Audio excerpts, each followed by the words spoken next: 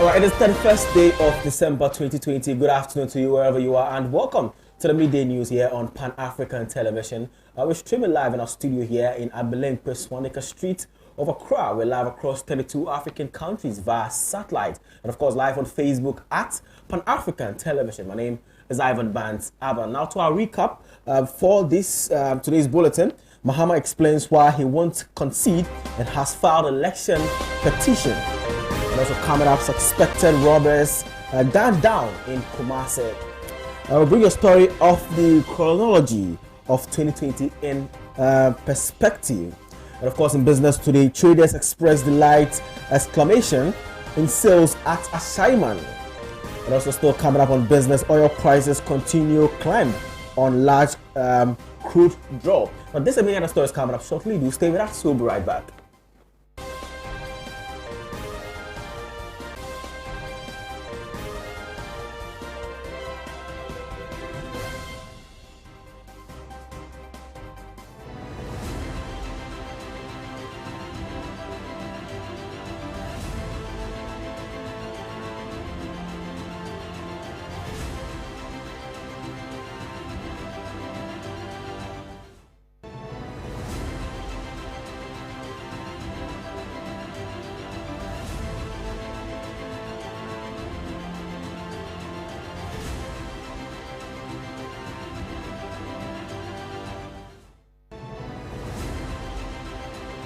Many thanks for still staying with us. My name here is Abban. Now to our first story. Now, former President John Dramani Mahama on Wednesday, 30th December 2020, explained to Ghanaians why he has refused to concede in the recent held presidential elections and filed a petition at the Supreme Court to challenge the results of the polls. Now let's take a look.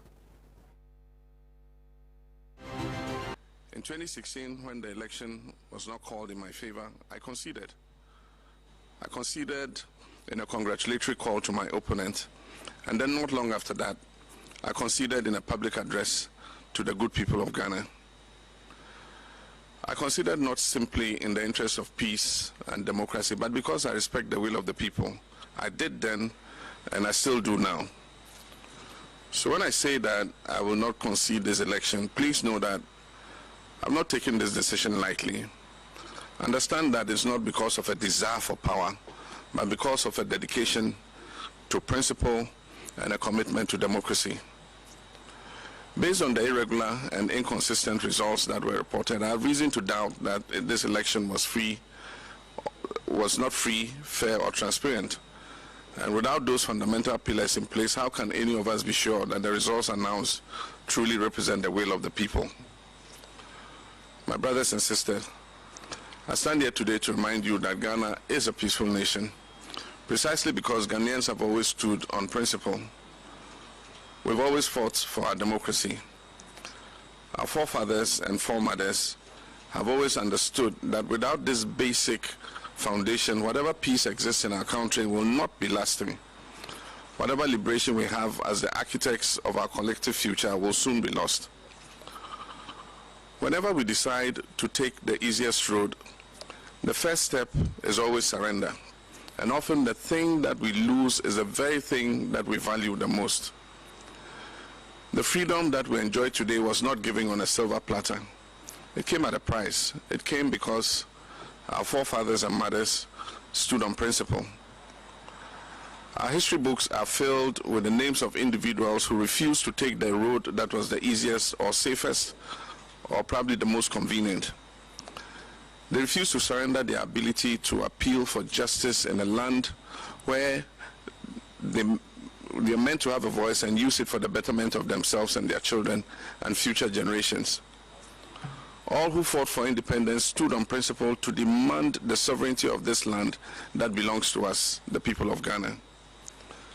Indeed, Dr. Kwame once said, "Those who would judge us merely by the heights we have achieved will do well to remember the depths from which we started." There are many of you who are listening to me this evening who have spent your entire lives knowing only democracy. You know a Ghana in which every 4 years the citizens go to the ballot box to exercise their right to choose their leaders who they believe will serve their best interests. You know a Ghana in which the baton of power has been passed graciously and without incident from one party to another. A country with hundreds of radio stations and dozens of newspapers. A country where citizens can openly critique the performance of their elected officials. A country where they can protest peacefully and without fear of punishment. It is a Ghana that your mothers and fathers, your grandmothers and grandfathers wanted you to know. It is a Ghana that they dreamed of, and some even died trying to make that dream a reality. But also listening tonight are the many of you who remember a different Ghana. In that Ghana, most if not all of those political transitions and social liberties I just spoke of earlier did not exist. The airwaves were not filled with radio stations. There were not numerous newspapers. People held their peace because to complain about the people in power was to risk all manner of reprisals. In that Ghana, presidential terms were interrupted by coup d'etats and former heads of state were executed. There was Kalabule and Operation Feed Yourself, not to mention years of hunger, bushfires, drought, and one economic recovery program after another. Even the Ghana of the Kwame demonstrations bear little resemblance to the Ghana of today. We've traveled quite far as a nation in such a short period of time. The road has not been easy, nor has it been absent of obstacles. And that is why our beloved nation Ghana is often referred to as the trailblazer on the African continent. With each achievement, we have grown stronger as a people and as a nation. Through these trials and tribulations, our democracy has also been strengthened. My brothers and sisters, in a democracy as strong as ours, peace and justice can, and in fact, they usually do coexist. And that is because in a democracy such as the one we have built in Ghana, it is the people who hold the power. Indeed, in 2012, when the election was called in my favor, my opponent challenged the results, as was his right, and he took the matter to court. 8 long months of an election petition, far from destroying our democracy, rather reinforced our commitment to it and affirmed the strength of our institutions, particularly the judiciary. It is only in governments where the people are powerless and at the mercy of those who hold office that peace, or at least what passes as peace, can exist without justice. Some people have asked me what I hope to gain by challenging the results of this election. Let me tell you, I want perhaps the very same thing that my opponent wanted when in 2012 he challenged the results of that election. I want the removal of doubt. I want for all of us to know that our elections should be free, fair, and safe, and that we do not have to settle for a process that leaves us confused and with more questions than answers.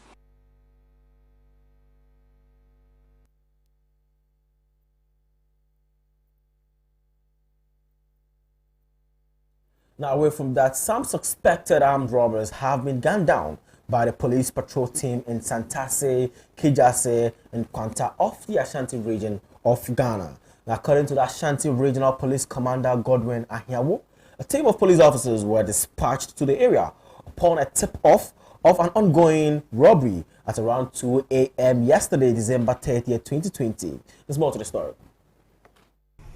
The Ashanti Regional Police Patrol Team today, 30th December 2020, engaged some suspected armed robbers in a shootout leading to the death of 2 of them.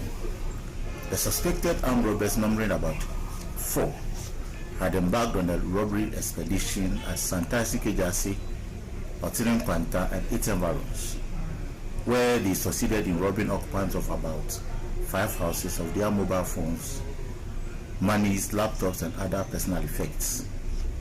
The police information room and command center received a number of distress calls on the robbery and dispatched police patrol teams within the area to the scene.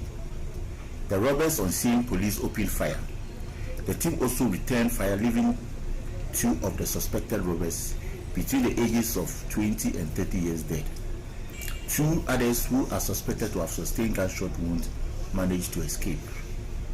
On the spot search at the scene revealed 2 weapons, 1 foreign pistol loaded with 3 live ammunitions, 1 revolver with 3 spent ammunition, 2 big backpacks containing 3 laptops, computers, 24 assorted mobile phones, 2 machetes, and a cash sum of 3,580 cedis.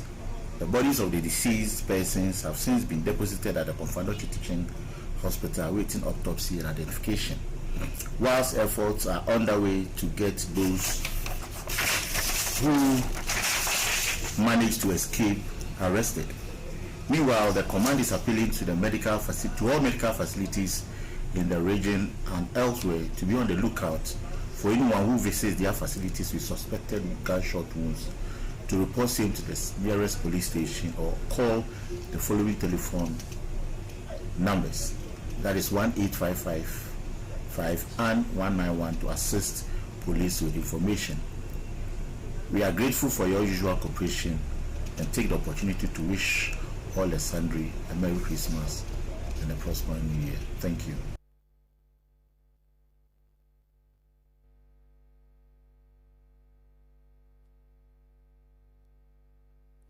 Now, away from that, 2020 has been an eventful year with a number of landmark happenings in the political landscape of Ghana. Now, the Pan-African Television News takes a look at the chronology of events that took center stage from the beginning of this year through to the last day of 2020. The year commenced with reports of novel coronavirus pandemic that hit the world, with Ghana recording 2 cases as at March 12. Test results from the Noguchi Memorial Institute for Medical Research confirmed that both cases were positive. Both patients were kept in isolation according to the Ministry of Health. On March 15, after recording 6 cases of the deadly virus, the President of Ghana, Nana Addo Dankwa Akufo-Addo, in a nationwide address banned all public gatherings and social events in a bid to halt the spread of the virus. Earlier today, Sunday, the 15th of March 2020, I chaired a meeting of the Interministerial Committee on Coronavirus Response. After deliberation, I've decided, in the interest of public safety and the protection of our population, to review the public gathering advisories earlier announced as follows. Firstly, all public gatherings, including conferences, workshops, funerals, festivals, political rallies, sporting events, and religious events such as services in churches and mosques, have been suspended for the. After putting several measures in place to curb the spread of the virus, the President on June 21 partially reopened schools for final year students of various institutions to complete their studies. From tomorrow, Monday 15th June, the last batch of institutions in this phased approach, our educational institutions, will begin to reopen, with final year students in our tertiary colleges and universities returning to school to prepare for and take their exit examinations. The easing of restrictions paved way for the first phase of the voter registration exercise, which commenced on June 20. The exercise lasted for a period of 6 days, ending on July 5, 2020. The Electoral Commission on September 18 commenced the voter exhibition exercise, which lasted for 9 days, ending on September 27. In August, the New Patriotic Party launched their manifesto in Cape Coast, whilst the National Democratic Congress launched theirs, dubbed the People's Manifesto in Accra, spelling out various policies the party will embark on should they be given the nod by the good people of Ghana. The launching of the NPP 2020 manifesto. We're doing so in a region that gave us a massive endorsement in 2016. That are testing the quality of leadership of every nation. The stress tests nations are going through are revealing fissures based on developmental models and paradigms used by those countries. In many cases, countries considered relatively less advanced with smaller economies are emerging more resilient and less affected by the global shocks than some countries that are considered advanced. However, on November 12, Ghana received a very disheartening news about the passing of former President Jerry John Rawlings after a short illness. Many dignitaries trooped into the Accra International Conference Center to pay their respect to the former president. In December, the 2020 presidential and parliamentary elections took place with special and main voting on December 1 and December 7, respectively. The declaration of the results of the general elections sparked mixed reactions as the opposition National Democratic Congress declared their dissatisfaction over the verdict through a series of demonstrations, with minority members of parliament marching to the headquarters of the Electoral Commission.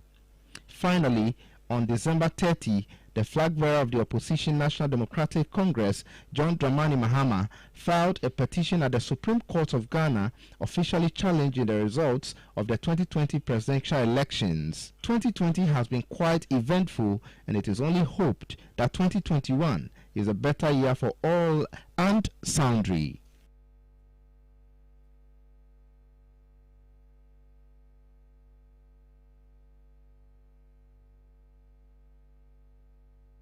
Well, today happens to be the last day in December, and of course, last day in the year 2020.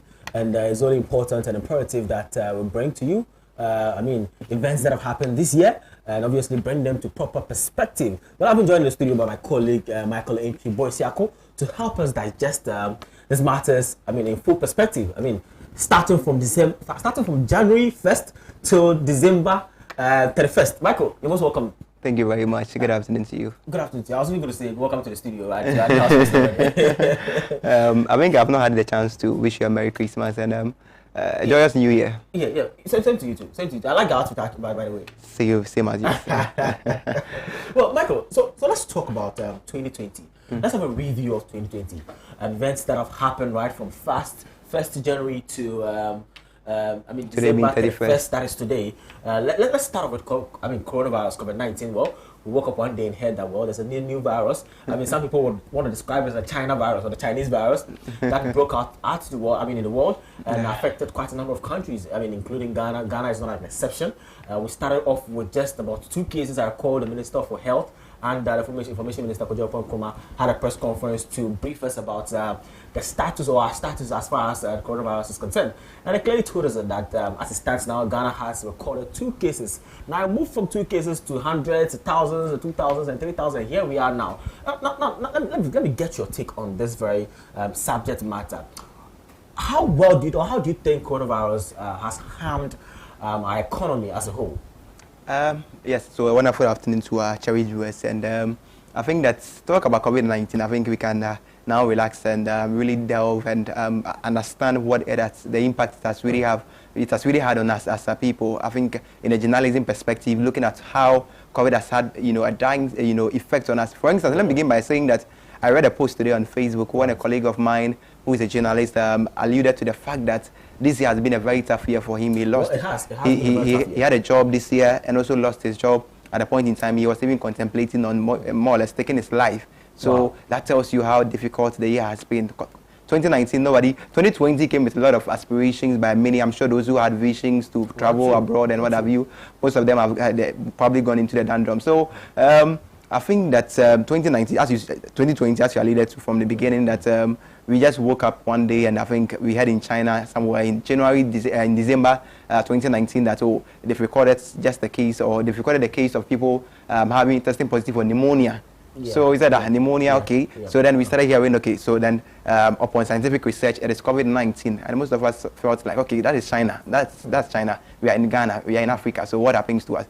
But fast forward, we thought that we had even, put measures in place to forsake or more or less safeguard ourselves from the COVID-19.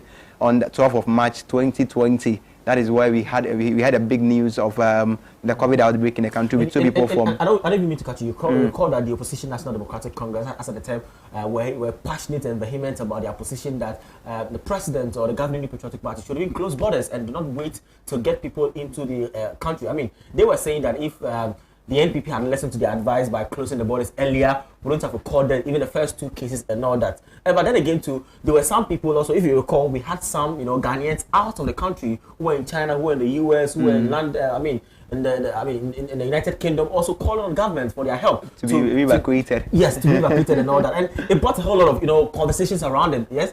Do we bring them in whilst we risk ourselves, we risk the nation? Because at the end of the day, they are Ghanaians. Do we bring them in and risk ourselves? Or we keep them there and monitor and as to understand the virus well before we can take any, further actions and all that. So that's one of the things that also came up. I think before that, let me also see that the first day, and I'm saying this for the first time, the first day that we recorded first 2 cases, I couldn't sleep that night. I just couldn't sleep. So I think it was around 10 p.m. that I heard the news. So we had to walk through town to get sanitizers. And I'm telling you, we couldn't get any to buy. That's one of the things we need to jot down. Sanitizers. I mean, the prices skyrocketed from just 2 cities to about 20 cities. And it was surprising. I mean, why would we even do this to ourselves? I mean, at the end of the day, we need to understand that this is a virus or this is a sickness or a disease that affects all of us, and so we need to be each other's keeper. Let's not forget that took opportunity to profiteer from COVID-19 unnecessarily. But I think that let's also be quick to not to forget the fact that we didn't expect this to come. I remember that the day that I think it was a Friday, students went to school. They were expecting to go to school on Monday, maybe submit the assignment, only to be told during the weekend that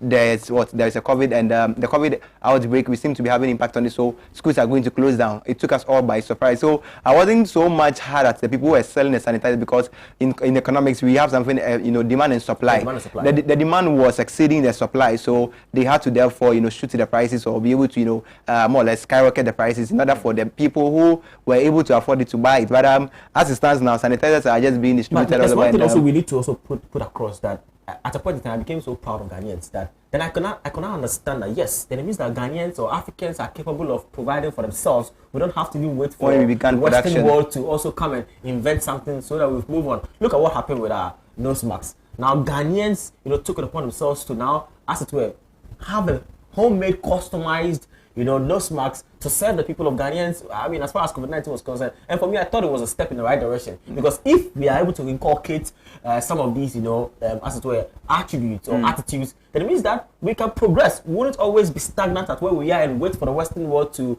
set the pace for us to follow and all that.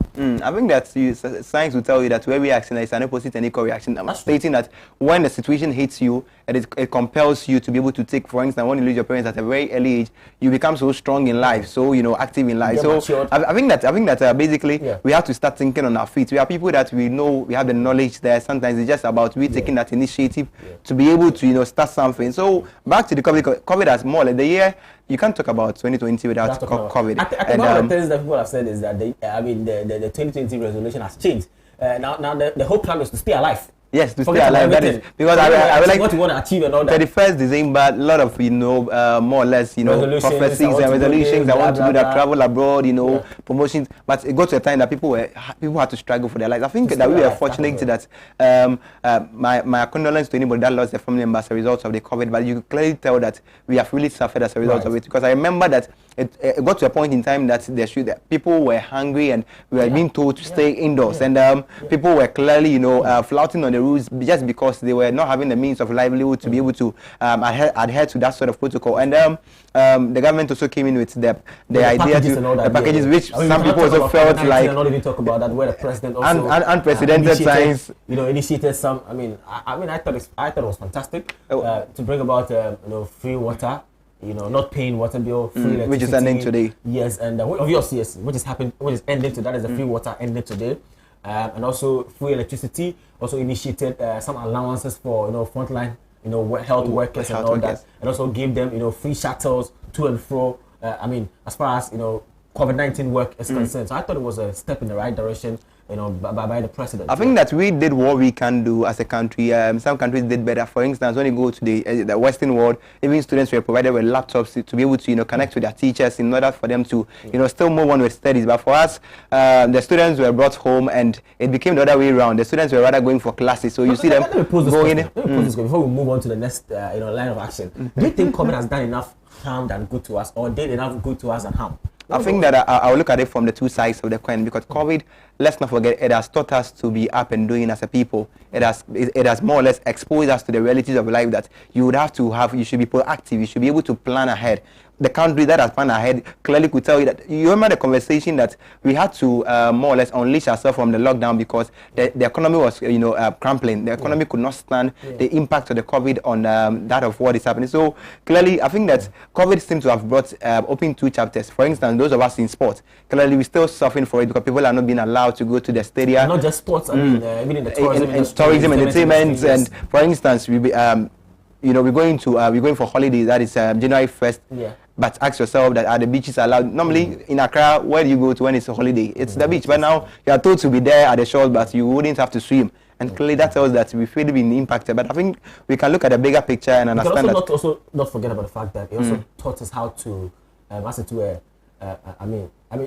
us, for want of a better word, cleanliness. Yes, hygiene. So hygiene, yes, consciousness about the need for us to your surrounding, your environment, getting it clean and all that. Because we're told that COVID-19, one of the things that COVID-19 doesn't like or hates is filth. So we're taught to always wash our hands, adhere to some of the protocols, washing our hands, getting your environment clean, eating healthy foods, fruits, eating green fruits and all those things. The ordinary Ghanaian who doesn't care much about the health, for instance, how many times do you go for checkup? Now we all became very conscious, and some of us started because we were informed or educated. And of course, the intake of alcohol also came down as well. You remember that some alcohol bartenders started complaining that they don't get people to purchase. People now started using the appetition. Yes. As the local gin. Yeah, the local gin. People started drinking it because they felt that was one remedy. I think some people even lost their life as a result of it in other jurisdictions when they decided to adhere to those false medication to COVID-19. But I think that I also listened to the president of, for instance, the Ghana Drinkers Association, who is Ghana Drinkers Association. They have an association. I think the president's dry bones. That is what I know, and he was lamenting about the fact that they drink. That's the association.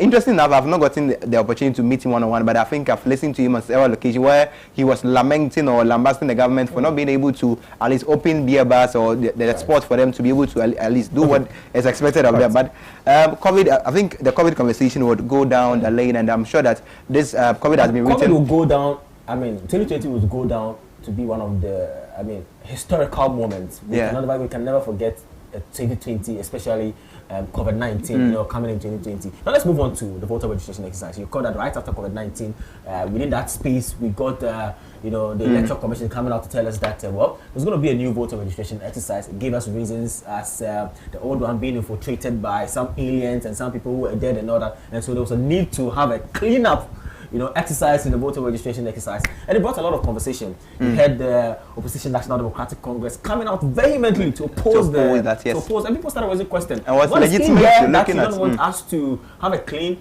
and all that. And the Opposition National Democratic Congress also made a statement that, listen, we are in difficult times. With regards to COVID-19, not just Ghana, the world. Yes, in the world, yes. And so if you're going to open up for a new voter registration exercise, it means that we are going to, as it were, have a lot of COVID-19 cases and all that. And so it brought about a lot of conversation. What was your take on that?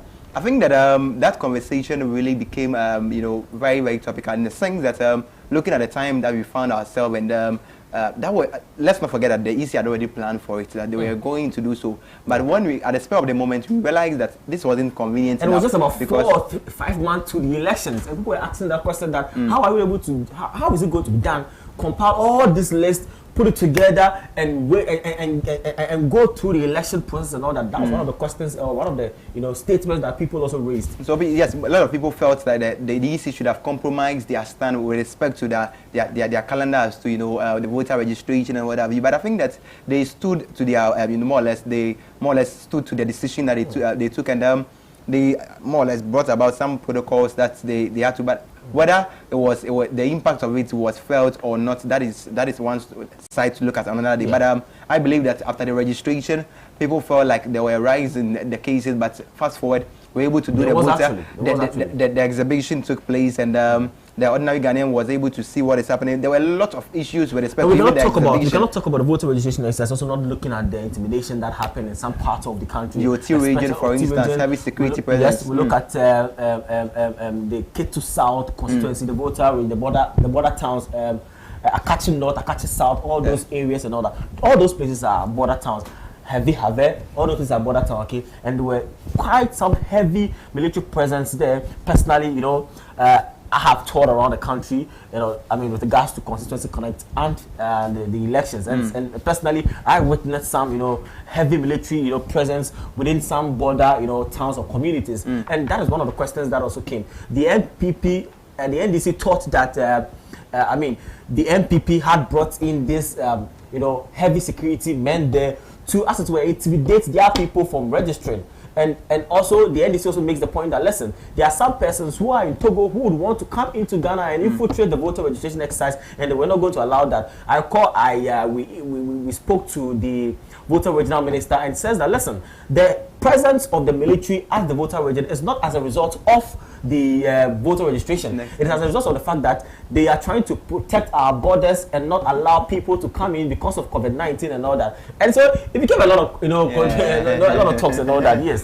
I think that is very true. And we read a lot of reports, and you guys were on the grounds, and clearly you brought reports that there is that sort of heavy security deployment, and the military also came out to more or less refute that claim that it wasn't really the case, because there was more or less an equal distribution of military presence in the various borders because of the COVID situation at hand. But even when you visited some of the border towns, the mechanism that were put in place to more or less curb the spread of the virus wasn't so proactive enough, or wasn't anything that it was so much good to write home about. But I think that it was one that it was between the two parties. I think that the NPP and the NDC hated back and forth as with regards to their. But at the long run of it, we were able to do, because I am one person who hold the view that if I want to vote for a government, or I want to vote against the government, whatever be the decision, you can't, no intimidation will be able to do so. So going forward, I feel like some of the things are there, the involvement of the military, because in most cases, when you look at the military, they are there for defense. So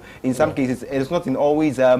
It should be rare for you to see military presence, especially because that is where they are normally, you know, stationed out of, places where people are, or out of place of civilians. So there is that conversation, and I think that going forward, we should sit as a people and plan the way forward, because the security of the nation now, there seems to be so much agitation with respect to the security and its architectural structure, or the how it has been put up. Let's switch and move to the NDC NPP manifesto. It's one of the topics that I think needs to be talked about. Right after voter registration exercise, we're just headed towards elections, and it's all important that both political parties, or all political parties, came up with their manifesto promises or policies to be able to win the hearts and minds of the Ghanaian people.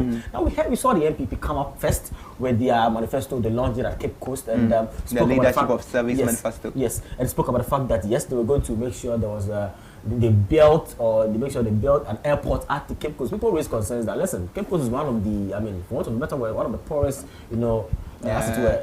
regions we have in Ghana. And so, why would we want to bring airports there? We want jobs. Bring us jobs. Come and create jobs. How much jobs can the airport create for us? Do you get what I mean? If we are not expert in aviation, area, how much job would this bring to us and all that? It became an issue. Fast forward, the NDC also launched this manifesto, which was tagged as or themed as the People's Manifesto, and it brought a lot of conversation. That's where we had the Okada, the popular Okada, the legalization and the legalization of Okada. We saw one also policy that also broke the cameras and brought about a lot of conversation. That has to do with the building of mortuaries, in Zongo communities and all that. We heard of the Soyaya funds and all that.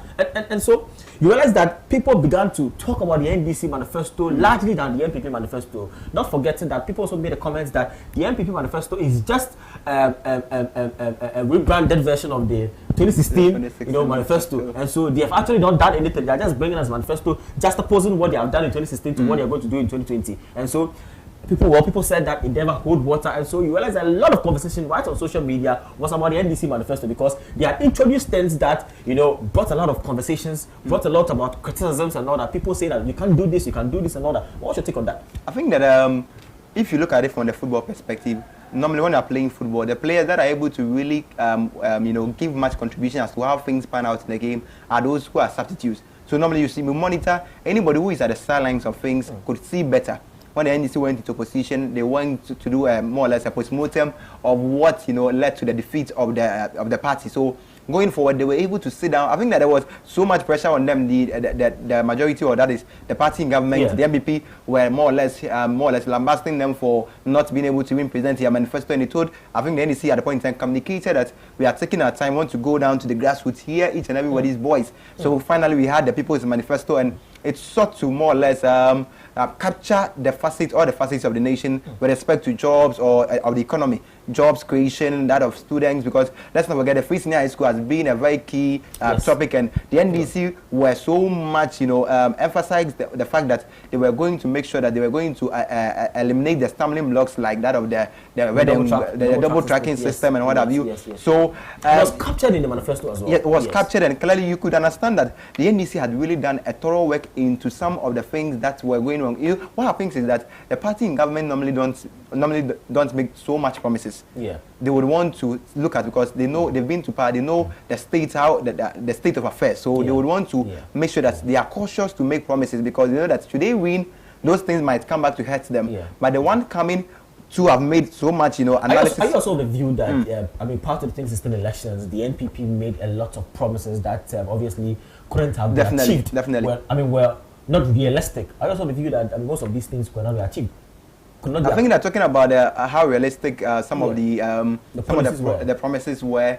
Is subject to a broader debate as to what with sort of statistics to prove it. But from the general view, I think that the government, someone will say that there are some places, some facets of the economy that has been able to at least some checks and success. There are some too that some Ghanaians feel like, because the results of the election clearly tells a party in government that's clearly you look at what is being contested in court. Clearly that it wasn't so much of a difference, and that is even subject to even court case and whatever. Then again, to the promises made by the New Patriotic Party, part of the state elections, and obviously entering into 2020. Let's talk about NAPCO.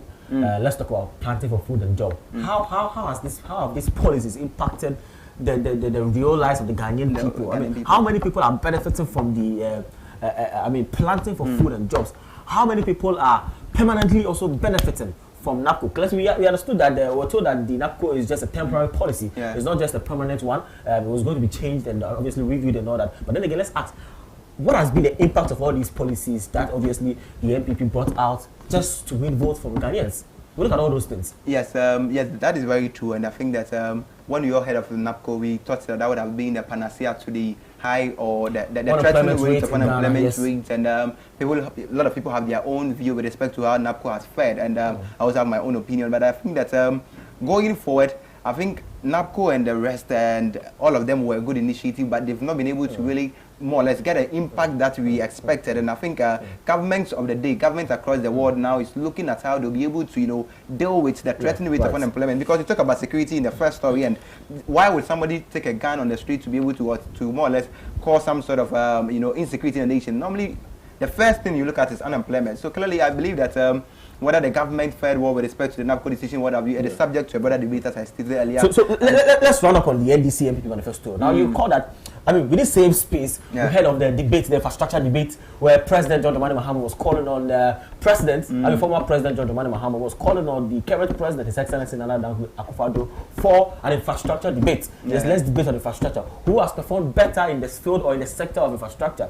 Clearly, I always try to use this as an example, because I have worked on the grounds. I know what I'm talking about. I have been to quite a number of constituencies. If I'm not mistaken, about 225 constituencies across the country. Visited quite a number of regions, and I have seen projects that were done by the ex-war government, NDC government, that were about 90% completed. Talk of e-block structures, talk of markets, talk of roads that were given on contract basis but were stopped when the NPP came into power, just because they wanted to probe into those contracts and all that. We've seen all those things, being done. But then again, there are other section of Ghanaians who are also calling on the NPP to say that, okay, fine, we've given you your money for 4 years. Yeah. Tell us, show us what has been your impact as far as infrastructure is concerned, you know, with respect to our economy. And that has also been one of the conversations that, you know, we had. That was, I mean, largely, you know, commented on by Ghanaians, you know, during 2020. You heard that, right? Yeah. I think that there were lots of conversation with respect to infrastructure. I really yearned to hear, or I was really, you know, I was an advocate to hear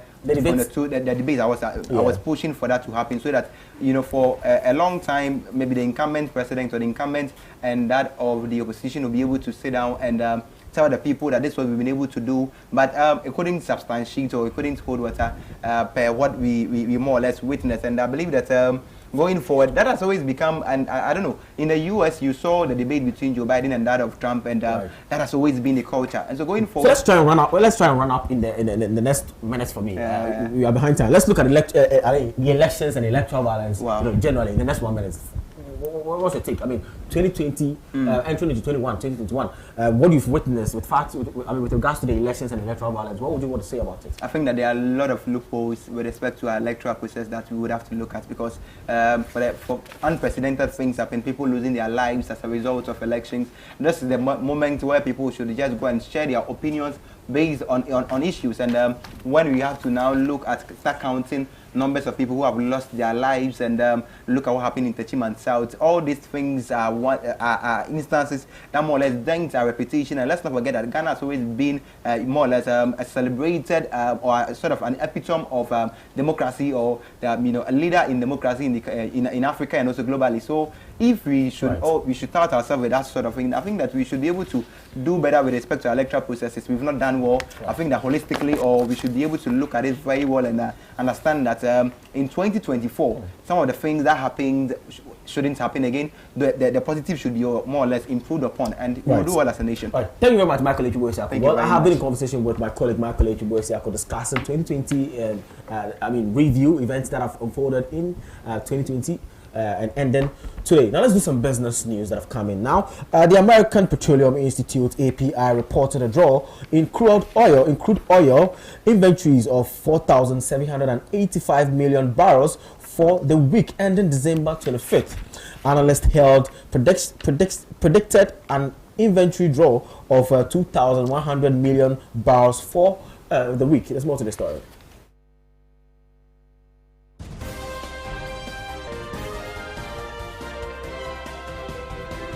The year commenced with reports of novel coronavirus pandemic. In the previous week, the API reported a build in oil inventories of 2.70 million barrels after analysts had predicted a draw of 3.135 million barrels. Both Brent and WTI were up on Tuesday morning before the data release on hopes of a larger round of stimulus checks signed off on by President Donald Trump and the House on Monday. Gains continue to be capped, however, by OPEC's plan to gradually increase oil production after the start of the year, despite lockdowns and depressed demand.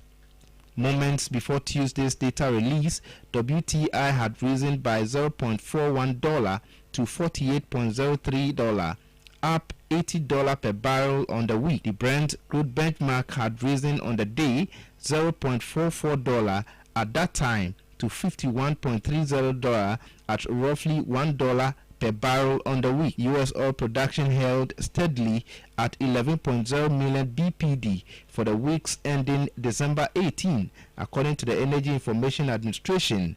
2.1 million BPD lower than the all-time high of 13.1 million BPD reached in March.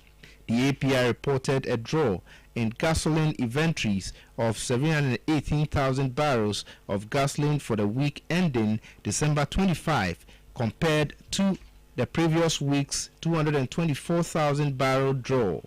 Analysts had expected a 1.778 million barrel build for the week. Distillate inventories were down by 1.877 million barrels for the week compared to last week's 1.03 million barrel increase, while cushion inventories rose this week by 131,000 barrels. 4:36 p.m. EDT. The WTI benchmark was trading at $47.99, while Brent crude was trading at $51.07.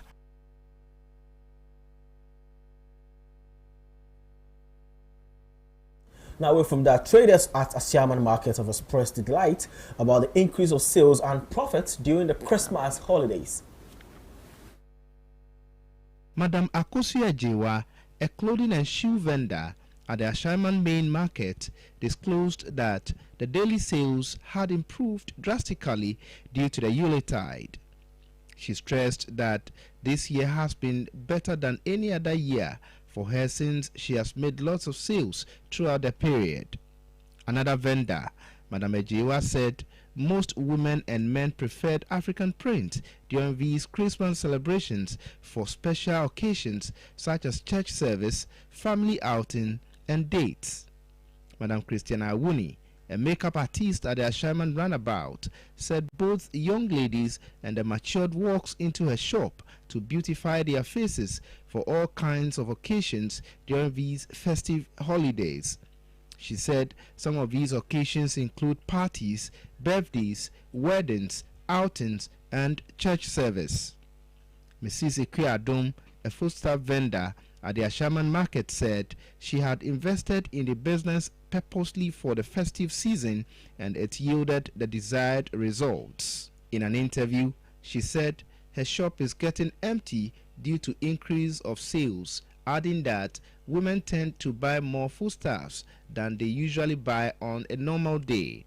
She indicated that foodstuff like onions, tomatoes, garden eggs, groundnut paste, plantain, cassava, palm nuts, rice, fresh and smoked fish, crabs, snails, and pepper were largely bought in bulk during these festive holidays. She expressed delight due to the increased profit during the festive season.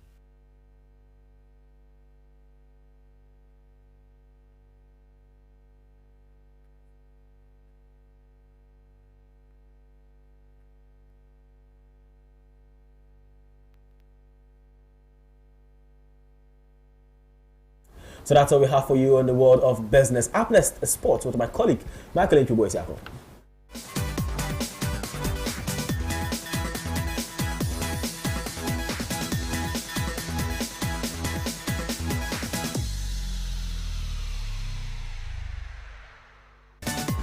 Hello, good afternoon. Let's do some sports on the midday news, and let's begin with some local sports stories. And Real Deal Fitness Organization has partnered the American Football Federation Ghana to organize a 2-day training program for the youth. The American-based organization seeks to scout local talent from less financed sports for the international market. There is more to this in the following report filed by the Sports Desk.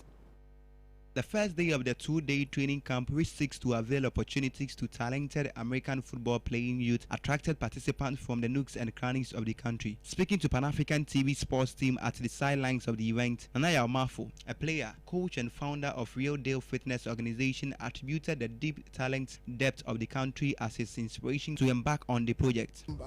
I was born here.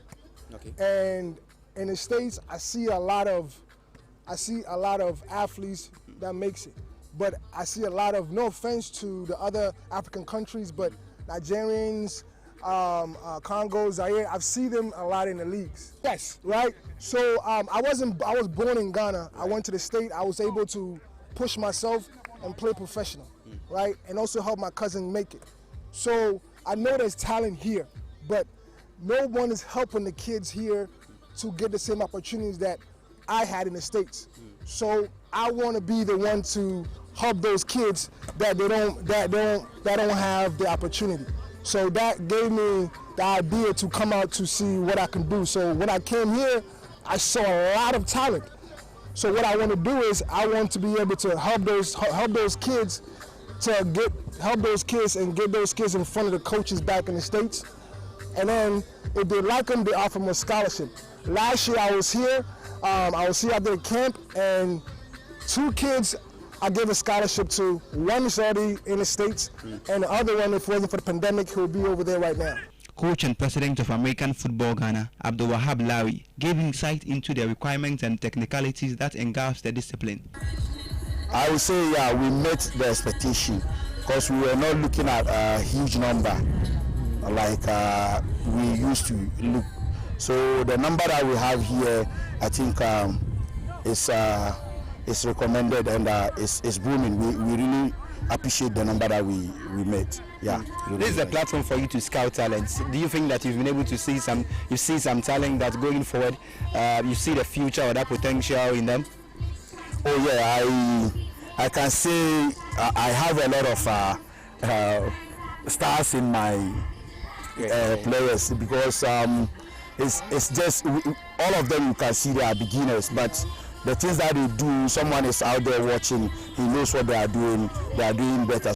Abdulrazak Issa, the Federation's General Secretary, also gave insight into the discipline's local and international recognition, further appealing for corporate support to facilitate its development. Some participants and beneficiaries share their experiences and opportunities derived from the game with the sports team. Advertisement. Is this something that you seem to be getting sponsorship from, or you seem to be doing, or you would want to appeal to the corporate world to come and support such an initiative? Yeah, definitely. What I have realized is that my engagement with some corporate bodies is that they want to see you doing something before they come on board. Few years back, we wrote to a lot of corporate institutions to help us on Earth Talent, and we got some weird excuses. But I know that corporate institutions, they always want to see where they will benefit before they put their money. So we are also not backing off. Irrespective of whether they come on board or not, we are still pushing. But I know with time, when they see something happen, they will come on board. But we still appeal. Those of them who are very enthused in sporting activities, our doors are open. Even if we have not knocked on their door officially, they can actually come and. Up next is entertainment news.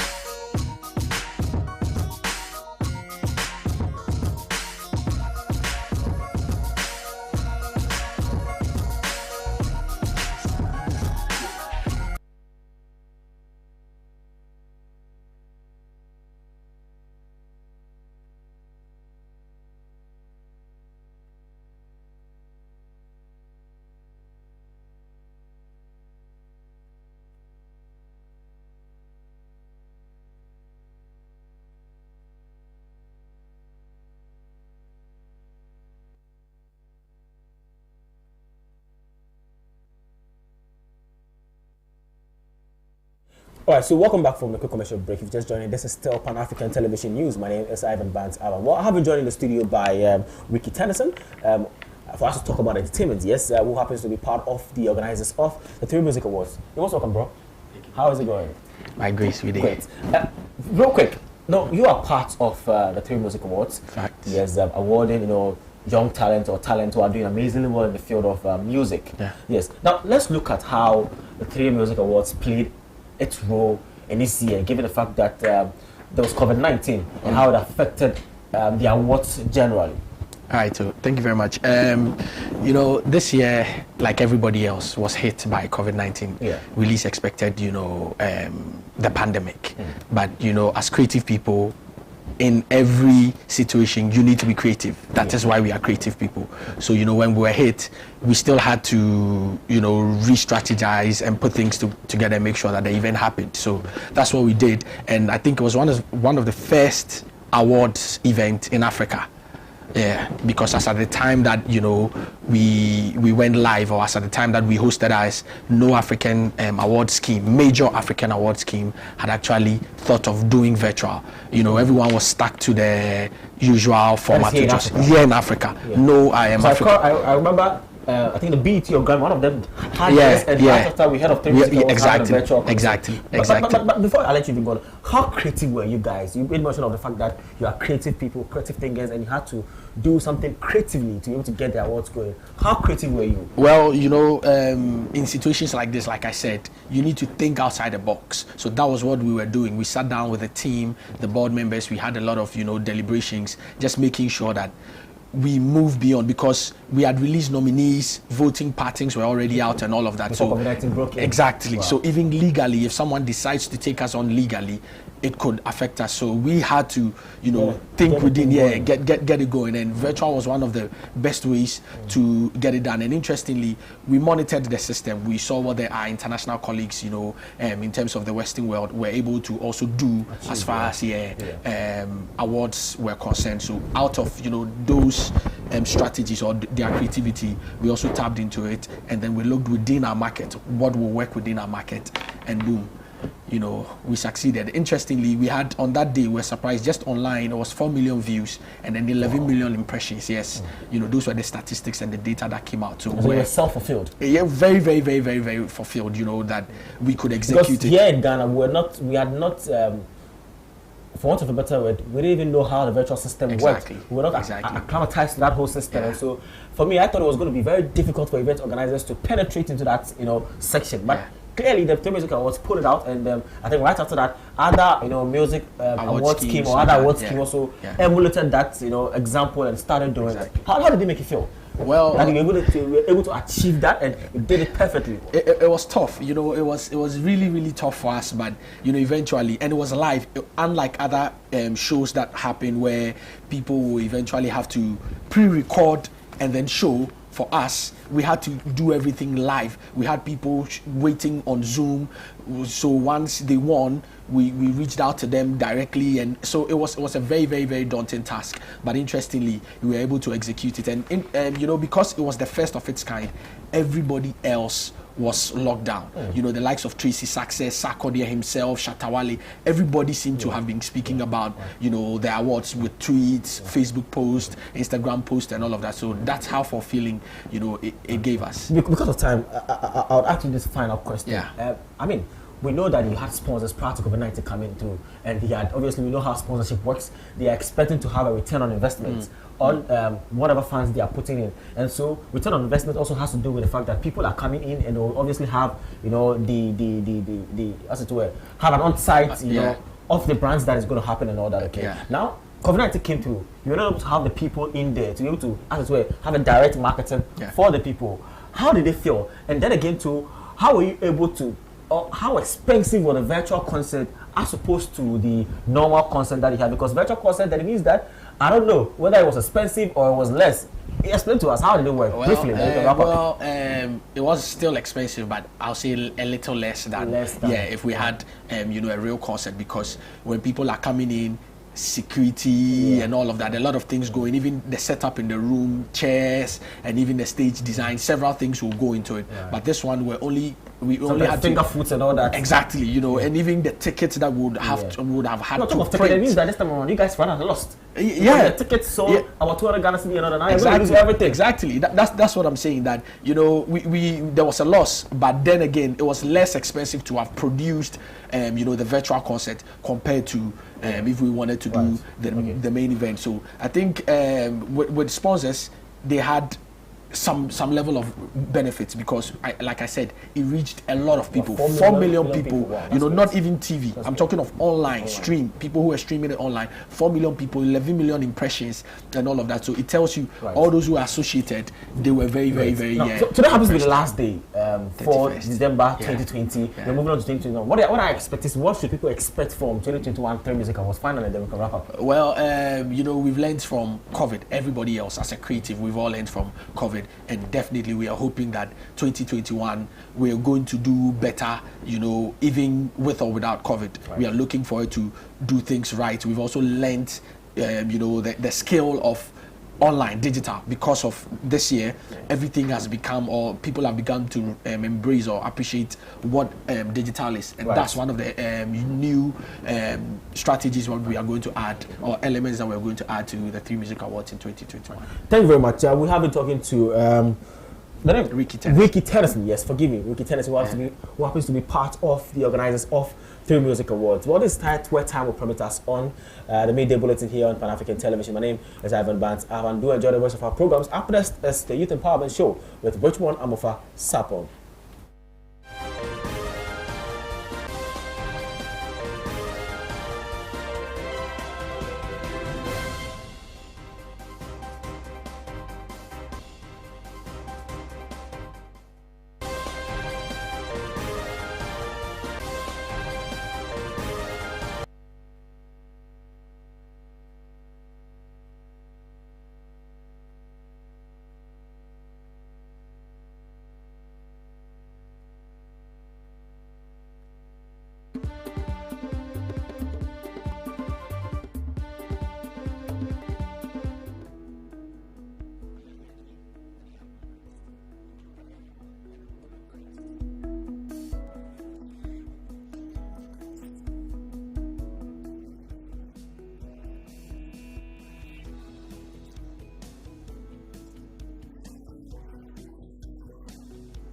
Business